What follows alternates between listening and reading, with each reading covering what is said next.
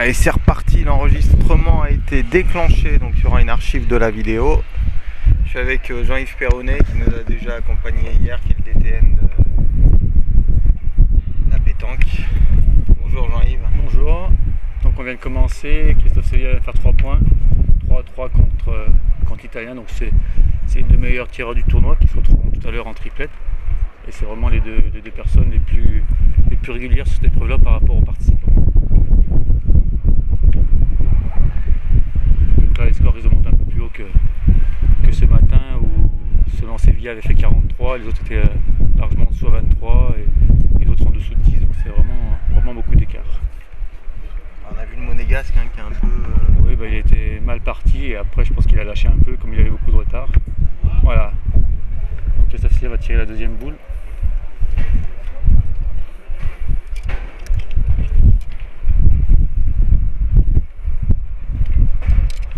Carreau, donc la boule tirée reste dans le cercle, ça fait 5 poules.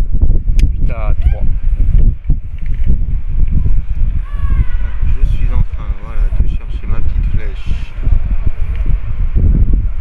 Voilà, ça on y verra un peu plus clair et on se rapproche de la zone de tir. Donc là ils mettent un appareil qui permet de positionner ces boules sans mettre une languette dessus qui était pénalisante pour le tir, parce que quand on tombait sur la languette ça faisait rater certaines cibles. Donc ça permet de positionner la boule bien comme il faut. Voilà, donc là l'Italien va tirer.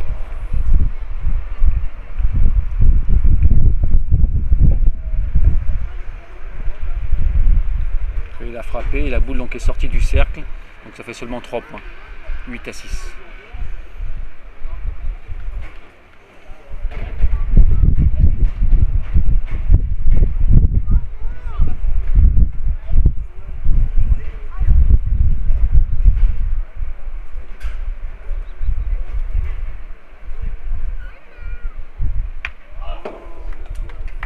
Donc troisième distance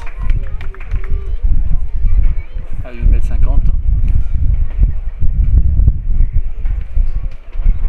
Voilà, carreau en place, donc là il n'y a pas de souci, la boule est restée 5 points de plus, ça fait 13 à 6. Alors le joueur de l'équipe de France joue avec également un maillot bleu. Est-ce que vous avez deux tenues différentes? On a deux tenues, on a le maillot bleu qui est plus une tenue de présentation quand on vient, et puis un maillot blanc pour jouer. Et pour ceux qui font le championnat du monde, on a aussi un pantacourt bleu. Alors blanc sur blanc, ça fait un peu, des fois il y en a qui... Donc ce matin ils ont décidé de jouer avec l'autre maillot bleu. Donc sans problème, quoi, ça permet de jouer avec les deux sans souci. Là on sort troisième boule de l'Italien. Voilà, donc la boule est juste sortie, donc ça fait 9. Ça fait 13 à 9. Voilà, un excellent niveau parce que toutes les 3 boules ont été frappées et les 6 boules ont été frappées, il y a eu 2 carreaux qui donnent l'avantage à la France.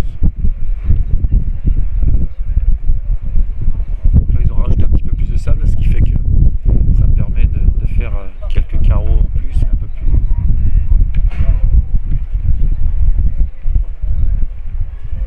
Alors là on est sur la plus longue distance, c'est voilà, ça? 9,50 m, la dernière.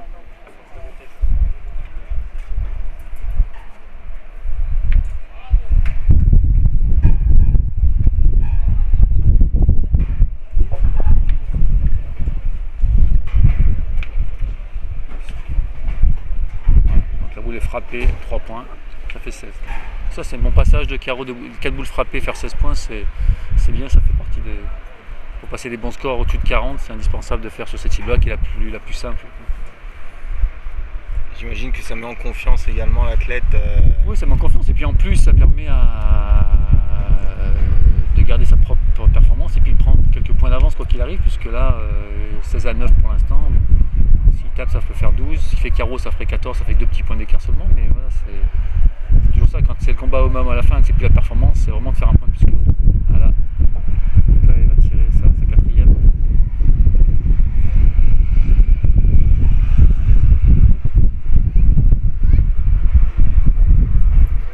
Donc là, la boule est frappée, mais elle a frappé sur la règle de métal qui est devant. Donc le coup est pas bon. Puisque pour que le coup soit bon, il faut taper à l'intérieur du cercle. Donc là la boule a été annulée 0. Donc ce qui permet de faire un petit break parce que 16 à 9 ça fait quand même 2 boules frappées de plus, donc c'est déjà un mini break quoi, sur cette épreuve. Donc là il faut que le Français continue à frapper devant, comme il tire en premier en plus qui donne la tendance. Et c'est vrai que s'il continue à frapper quelques boules, ça peut rapidement affecter le moral de l'Italien. Donc ça, c'est de bon augure pour la suite. Alors on a changé d'atelier. Voilà, donc là on va mettre la boule juste derrière le bouchon. La boule juste derrière le bouchon à 6,50 m. Donc là c'est changement de distance, c'est changement qu'il faut faire une trajectoire en plus, donc c'est pas facile à maîtriser ça. Voilà, donc formidable tir, carreau qui vaut 5 points aussi, donc la bouchon n'a pas bougé. S'il était revenu sur le bouchon, ça faisait qu'un seul point. Mais là, ou s'il tombe sur le bouchon tout de suite, ça fait 0 parce qu'il ne faut pas toucher, il faut toucher d'abord la boule que l'on vise en premier si on veut marquer des points. Donc là, carreau qui est resté dans le sable, donc ça fait 5 points. 21-9. Donc là, c'est super important au niveau du moral parce que derrière, partir tirer avec des points de retard et 5 points à compenser, c'est difficile.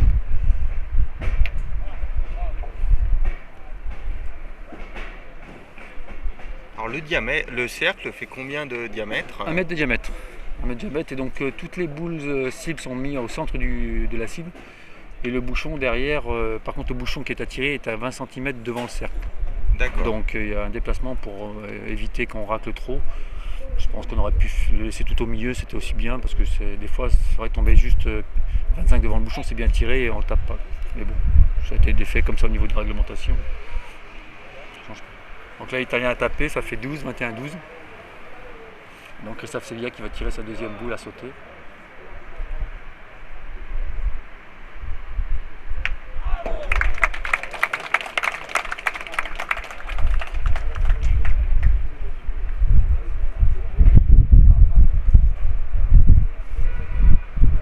Voilà, superbe, encore une très belle trajectoire, carreau sec, la boule a pratiquement pas bougé de sa position.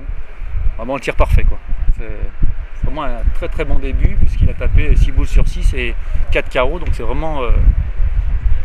Et l'Italien pourtant il tire pas mal, hein. Il a manqué, il a tout tapé. Quoi. Alors il en sourit même, hein, l'Italien Bottero. Bah oui, quand on est comme ça, on a du mal à lutter derrière, il faut attendre qu'il manque, mais comme il est devant avec la confiance, et bien pour l'instant c'est... Donc l'Italien sur le deuxième tir, il faut qu'il revienne un petit peu là, parce qu'il ne faut pas trop essayer de distancer, parce qu'il faut... Après, bien tiré, mais un petit gramme trop, donc il bouge juste la boule, il a touché, il marque des points, c'est le minimum, c'est un point. Si elle était sortie, ça faisait 3, mais là elle n'est pas sortie, juste bouger de son emplacement, ça fait un seul point. D'accord. Donc ça fait 26-13, ça fait 13 points d'écart, ça commence à faire.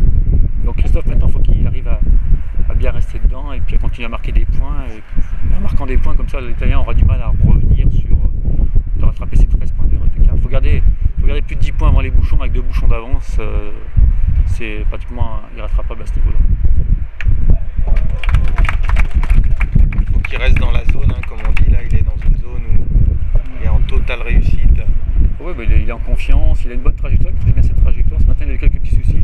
Voilà, encore un carreau, donc il reste avec elle. Elle est restée dans la cible, donc ça fait encore 5 points. Donc ça fait 31. Vous voyez, quand ça monte rapidement quand on fait des carreaux. Voilà, donc il faut que, pour que le coup soit pas, pour qu'il marque par 5 points, il faut que la boule sorte entièrement du cercle. Si la boule reste même sur la ligne, c'est considéré comme bon. Il faut que la boule sorte entièrement de la ligne pour qu'elle soit considérée comme en dehors du cercle. Alors il y a également un petit cercle métallique, c'est ça? Enfin une baguette métallique. Oui, c'est pour bien matérialiser le bord sur ce pas de tir là, on met une baguette pour qu'on entende le bruit quand on tape dessus, comme tout à l'heure, les arbitres entendent bien le bruit, comme ça on est sûr du coup qui a tapé sur la...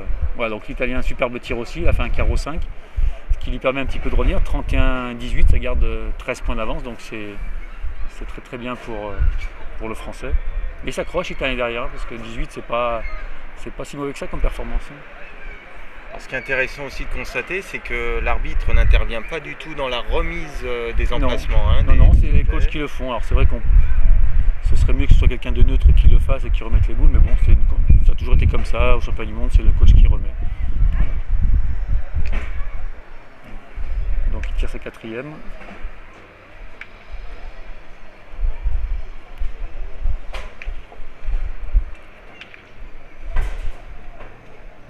Voilà, il a bien tiré, mais un petit peu court, donc il a tapé le bouchon en premier, ce qui fait que ça fait 0.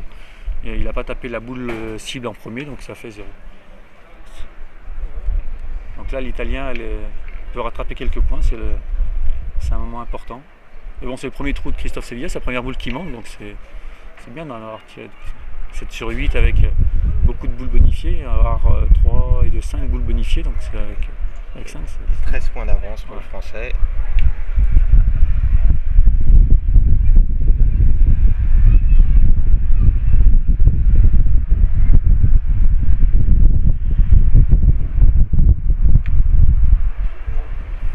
Donc l'Italien tire.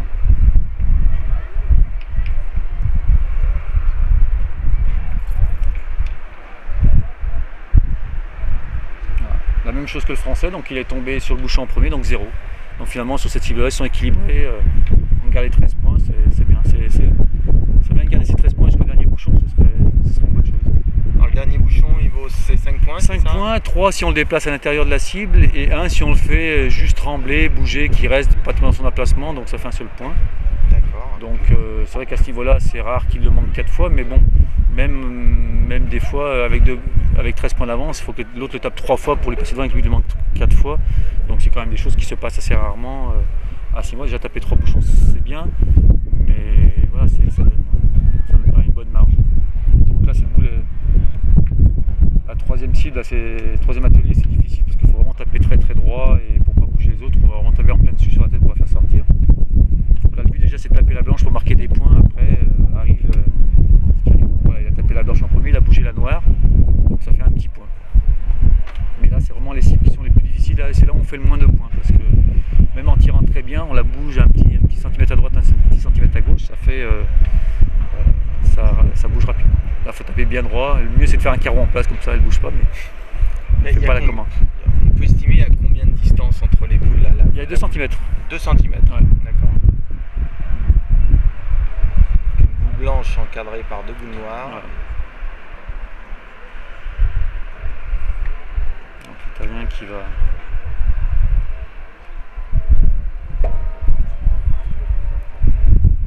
tirer. Donc là, il a l'opportunité de revenir un petit peu. S'il arrive à faire une boule bonifiée, de taper la bonne boule, il peut reprendre des points d'avance. Ah, il était bien droit, mais derrière. Donc on a pris un petit point de plus d'avance. Donc ça fait 14. Toujours moins de points quand des fois un point d'écart, ça permet d'avoir un bouchon de plus. Parce que si on a 6 points d'avance au lieu de 5, ça fait le boule le plus de réussite. Donc c'est important. Même si des fois on peut être un peu déçu de faire qu'un seul point, mais c'est important. Un point, c'est peut-être une boule de plus à la fin du tir. Donc la deuxième atelier à deuxième distance à 50. Voilà, donc ça c'est le tir pratiquement parfait, bien droit devant. La boule glisse derrière, elle reste dans un cercle, donc ça fait 5 points. Donc là 37, quand on pense que ce matin il a déjà fait 41, il est déjà à 37 et il reste, il a mi-parcours. Il est sur des bases même pratiquement de record du monde, parce que le record du monde est à 66 je crois maintenant, il a été battu d'un championnat. Donc s'il continue comme ça, ça peut être...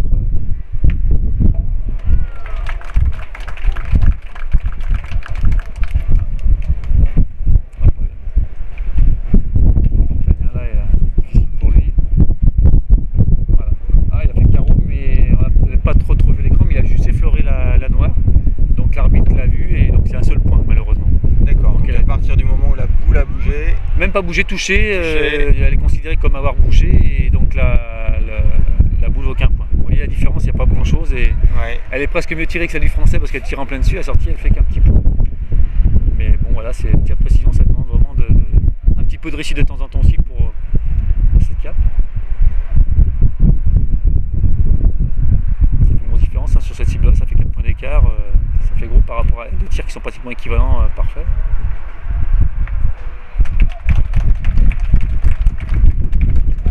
Donc à 8,50, troisième cible. 37 pour la France, 19 pour l'Italie. Ah, le nouveau carreau, la même que celle précédente. 30 devant, bien droit, et la boule a glissé au milieu sans toucher deux autres, et puis elle est restée avec le sable derrière, elle est restée dans la cible. Donc vraiment un superbe tir. Vraiment un beau tir, mais pas loin de... qui s'accroche, parce que le record du monde peut être à la clé. On est 42 pour les Français. Est-ce que si le record venait à être battu dans le cadre de cet Open international, est-ce qu'il serait homologué? Ah oui, puisqu'il y a des délégués de la Fédération internationale qui sont ici, il y a le tapis de tir est réglementaire, donc il n'y a pas de raison qu'il ne soit pas homologué. Donc l'Italien derrière, il tire pas mal, mais voilà, ça va être Voilà, donc là, il a frappé la blanche la première, il fait un petit point, mais c'est sur cette cible-là, il est pas mal tiré puisqu'il a pris des points pratiquement sur toutes les boules, mais comme le français a fait 2 carreaux, c'est vraiment exceptionnel quoi, de faire. Il a déjà pris 11 points sur cette cible-là. D'habitude, quand on arrive à le passer 2 fois, de faire 6 à 8 points, c'est bien. Là, il a déjà 11 et il a encore une boule à tirer.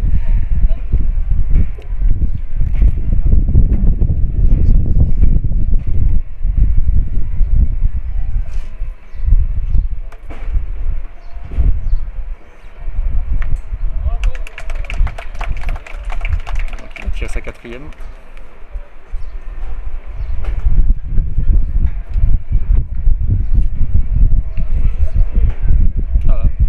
Il y a la différence avec tout à l'heure, là il est tout petit peu pas droit, il a effleuré la noire, ce qui fait que ça lui fait qu'un seul point. Sinon il a fait encore carreau dans la cible, mais il compte pas puisque l'autre boule a bougé. Ça fait 43. Donc voilà, sur 12 boules tirées, sur ces 3 ateliers là, il a manqué qu'une seule boule. Donc c'est bien déjà de marquer des points sur chaque boule, ça fait progresser le score, positif. Ça positive bien la tête. En plus il a beaucoup dans ce cas aujourd'hui de Christophe Sellier, il a fait énormément de carreaux, donc ça fait vite monter le score. 43, on a encore 2 cibles à faire et c'est pratiquement la base. Les qualifications championnat du monde pour les quarts de finale, puisqu'il prenait 4 meilleures performances, c'est souvent autour de 46-47, donc là il est pratiquement à la barre en ayant 2 ateliers encore à faire. Mais des fois, on ne sait pas, ça peut des fois arriver qu'il puisse manquer les autres boules derrière et de bloquer, parce que là il peut arriver à 50 facilement, voire à 60.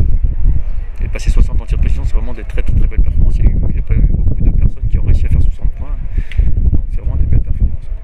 50, ça arrive plus régulièrement, mais 60, c'est vraiment... Donc l'Italien s'est accroché, il vient de faire un 40, ça fait 25 à 43. Voilà. Ça fait 18 points d'avance, donc ça fait...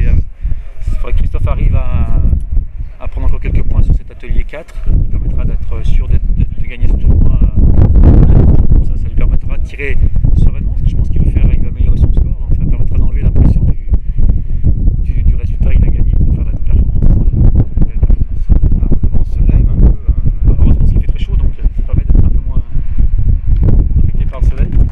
Alors il a un score à une perf à combien, Christophe? Il n'en fait pas souvent parce que c'est un bon tireur, mais comme il n'y a pas beaucoup de tournois qui sont organisés, il ne le fait pas souvent, donc il n'a pas trop de repères et il n'a pas trop le temps de s'entraîner non plus. Mais voilà, donc il a encore fait 3 points là sur cette boule à sauter, très bien arrondi sur la trajectoire. Donc 46. Ici on n'a pas trop de références, comme on n'a pas beaucoup de compétitions auxquelles on participe. Mais bon, c'est vrai que c'est des tireurs, des excellents tireurs, donc qui se retrouvent devant des cibles. Et avec les 2 premiers passages où il n'y avait pas trop de pression sur l'engagement, sur le résultat, ils étaient sûrs d'être qualifiés. Il a pu un petit peu prendre ses marques, il manquait un petit peu de trajectoire. Donc là, avec un ami dans le coach, ils ont discuté. Et là, il les maîtrise bien, il arrive bien à les remonter. Donc les qualités de tir font la différence. Puis comme c'est des grands compétiteurs, il y a un peu d'ambiance, un peu d'enjeu. Ils ont l'habitude, il est 3 fois champion de France en 2 ans, donc c'est vraiment l'homme en forme actuellement. Voilà, donc l'Italien va tirer pour essayer de revenir un petit peu. Voilà, frapper aussi comme Christophe, pareil, donc 46 à 28. Alors les tribunes se garnissent sur la place Lamartine. Ouais, un petit dimanche après-midi, il y a un beau soleil, il va y avoir des belles parties, donc ça va être intéressant cet après-midi. Finale de tir qui vont être de très haut niveau, il y a les meilleurs au monde, et puis en doublette pareil, France-Slovénie, je crois que c'était la finale du dernier championnat du monde aussi, donc ça va être des belles oppositions cet après-midi. Tout le monde veut marquer son territoire avant les prochains championnats, donc c'est bien. Alors ça doit pas être courant, par contre des carreaux sur cette boule à sauter, non? Ouais, ça arrive pas souvent, après il faut bien les arrondir, puis il faut avoir la chance qu'elles ne reviennent pas directement dessus, il faut qu'elles contournent un petit peu la boule, donc c'est vraiment des fois un petit peu de réussite, un petit peu de chance des fois, parce que là Christophe, tu vois un petit peu de trajectoire, il lui a manqué, ce qui fait qu'il a accroché la noire devant, donc comme il a touché la boule obstacle avant, ça fait 0 point. Bon, après il faut bien l'arrondir, mettre une bonne trajectoire et puis tomber juste comme il faut. Je veux dire que faire le carreau sur ceci ou sur l'autre, c'est pareil, il faut tomber en plein dessus comme il faut l'acheter bien comme il faut. Mais c'est vrai que des fois, souvent, il arrive que la boule revienne sur la noire, ce qui fait qu'il y a un petit point puisqu'il a bougé l'autre après. Alors 46 pour la France, 28 pour l'Italie.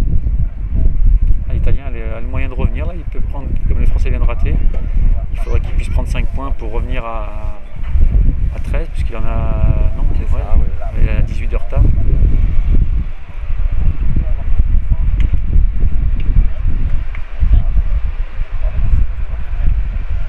Un peu haut, manqué. Ouais, Christophe, il y a manqué 2 fois aussi, donc il n'a jamais pu prendre de revenir un petit peu pour remettre un peu de pression sur le français, donc c'est dommage pour lui, tant mieux pour la France.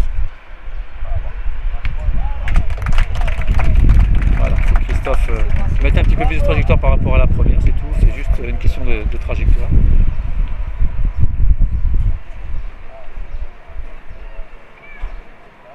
Alors au total, c'est combien de boules qui sont tirées par Très bien, l'athlète? 3 points. Il en tire 20, c'est-à-dire il y a 5 ateliers, 4 boules par distance, ça fait 20. Il y a un maximum si on fait que des carreaux de 100 points, mais c'est vraiment le score idéal. Donc c'est voilà, en gros, un bon tir à 40, un très bon tir autour de 50, puis un tir exceptionnel vers autour de 55-60. Voilà, c'est dans ces eaux-là. Après, 30 c'est très moyen, et puis en dessous de 30, voilà, c'est un petit peu en dessous. Puis après ça dépend des pas de tir, mais là le pas de tir il est bien performant, ça ramasse bien, parce que des fois on tire sur du goudron où ça ramasse pas, donc c'est pas toujours évident. Là ils ont amélioré en mettant un petit peu de sable, donc ça permet d'améliorer les performances des joueurs, c'est une bonne chose pour le spectacle et puis pour le tir. Voilà, donc l'Italien qui retire, il a tapé, il manquait de trajectoire, il a manqué celle de devant.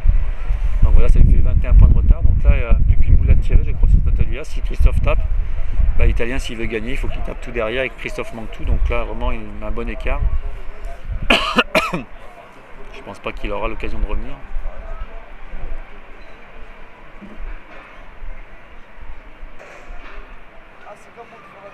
Bon, maintenant, il joue plus pour la performance que pour le résultat.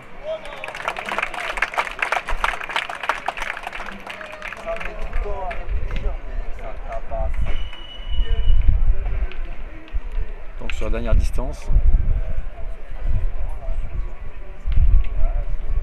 Encore une belle trajectoire, 3 points, ça fait 52. 52 à 28, ça fait 24 points d'écart. Donc s'il ne fait pas carreau, il ne peut plus gagner. Maintenant, il faut qu'il fasse 4 bouchons plus le carreau et Christophe manque tout pour qu'il les passe devant. Donc. S'il s'en sort, on l'appellera MacGyver. Ouais. Il a fait 3 bien tirés, mais encore retard avec l'image. Petit décalage, bon, c'est vrai qu'après avec les applaudissements du public, on se...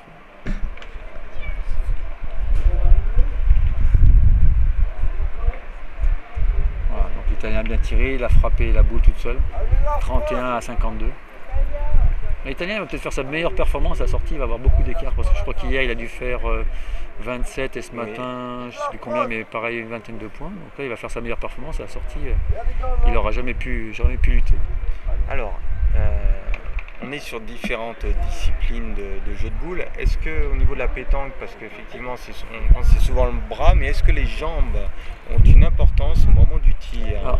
Alors, au tir oui, mais pour ceux qui jouent, là on côtoie un peu les joueurs pétanque, le tir c'est important parce qu'il faut pousser sur les jambes pour mettre de la trajectoire à cette boule là, mais aussi c'est important pour pointer. Alors, ça paraît un peu paradoxal parce qu'on croirait que les jambes ne servent à rien, il n'y a que le bras parce qu'on joue statique, mais c'est fort constaté quand on joue toute la journée accroupi qu'il faut envoyer des boules très loin où les jambes fonctionnent un petit peu, et bien c'est vraiment assez difficile pour eux. Alors c'est pas la même chose que l'effort physique du tir progressif, c'est un entraînement physique, mais c'est vraiment un effort statique qui demande, et je vois à l'époque où j'étais encore coach de l'équipe de France de bouillonnaise, on était parti avec Jean-Claude Léa, le kiné, et on partait en délégation au Gemed, et c'est vrai qu'ils n'avaient pas de kiné à cette époque-là, et ils avaient demandé à notre kiné d'intervenir. Alors Jean-Claude, sur le ton de la une boutade en plus, ils disaient mais vous n'avez pas trop besoin, et finalement quand ils les avaient massés, ils s'étaient rendu compte qu'ils étaient vraiment très affectés par toutes les parties qu'ils enchaînaient, et souvent il y a beaucoup plus de parties aussi en pétanque qu'en bouillonnaise, ils font 5-6 parties à la suite, et qu'à force, il faut vraiment avoir une bonne résistance,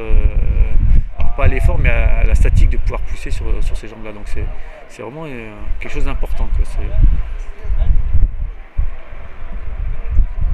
Voilà, donc l'Italien vient de taper 5, il est revenu un petit peu, mais bon, c'est pour le fun, 36 à 52. Il faudrait que Christophe puisse en taper 2, il passerait au-dessus de 60, c'est quand même un peu mythique de passer cette barre de 60. Comme 6 mètres au niveau de la perche, c'est des scores qu'il faut passer.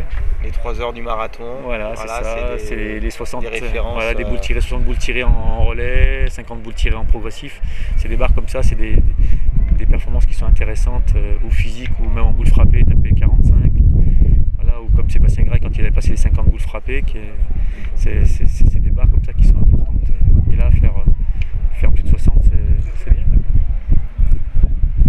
Donc là, il a frappé le bouchon, ça fait 57. Donc il a un bouchon sur 2 pour faire 62, ce serait bien. Et puis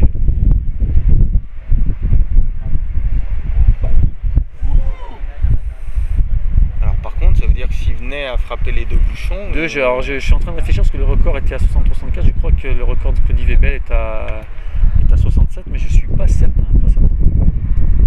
Je me rappelle plus exactement à combien il est. Et encouragé par son partenaire.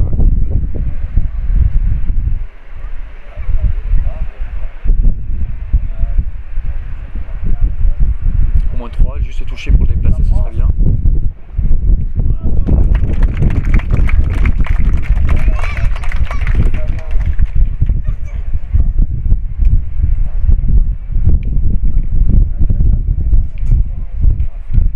C'est bien pour la finale derrière, il va être en confiance, il aura bien tiré là, il aura battu l'Italien. Voilà, encore une belle frappe en plein dessus. Donc 62, c'est un score remarquable, exceptionnel.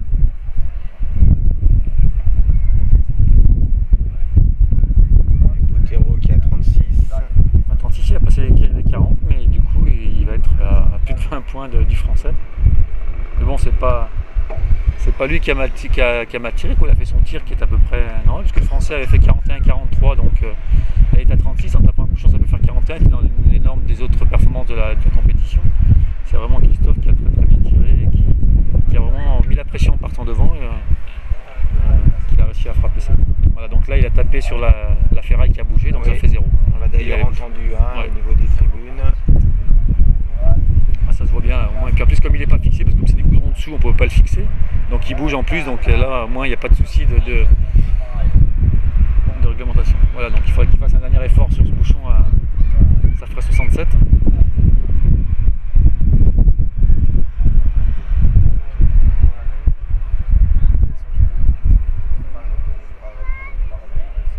Ouais, 67. Voilà, donc je pense que... Bon, je me renseigne, mais je crois qu'on n'a pas de ballon du record du monde. Eh bien, c'est en direct à l'Open Voilà, international des sports de boules. Je vais aller me renseigner parce que je ne sais plus exactement. Et je reviendrai vous le dire. Ah bah oui, c'est d'autant plus intéressant qu'on a une archive vidéo. Voilà, donc on a une archive, on peut le remontrer, je vais me renseigner. Voilà, victoire de la France, 67-36. Jean-Yves Perronnet, le DTN de la pétanque et du jeu provençal, qui est parti donc à l'information sur voilà, le record précédent. Toutefois, il aurait été accroché. On va avoir l'information dans quelques instants.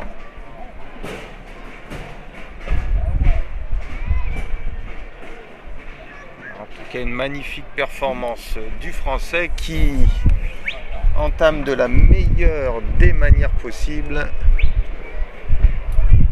cet après-midi de finale.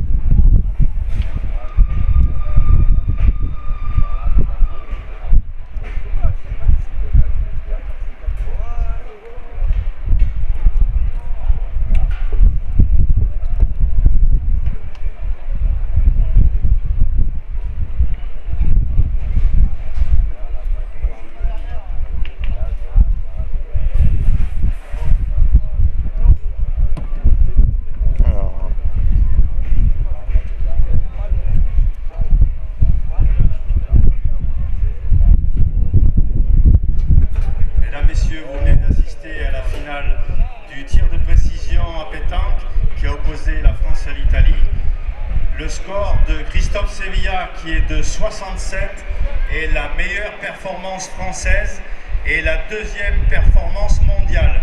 Le record du monde actuellement est détenu par Webel, le Belge, qui a battu ce record au championnat du monde l'année dernière à Izmir. Saluons également la performance de notre ami italien qui a permis à Christophe d'aller dans son retranchement et de faire cette performance. Merci.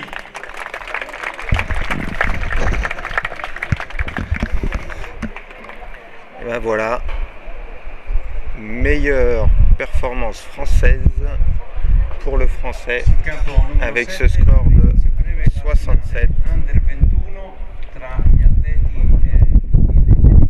et deuxième meilleure performance mondiale.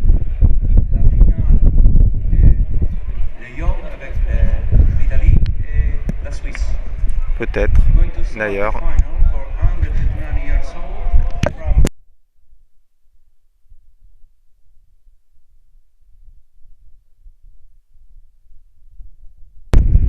Allez, on va suivre l'évolution de la finale de la rafle.